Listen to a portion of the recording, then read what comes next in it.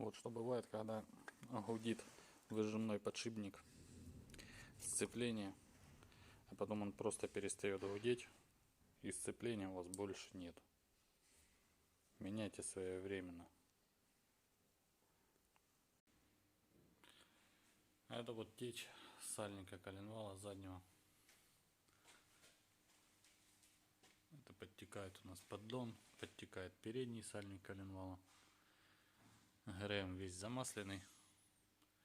В общем, машина пришла с массой проблем. Будем устранять. Пишите комментарии, вопросы, если кого что интересует.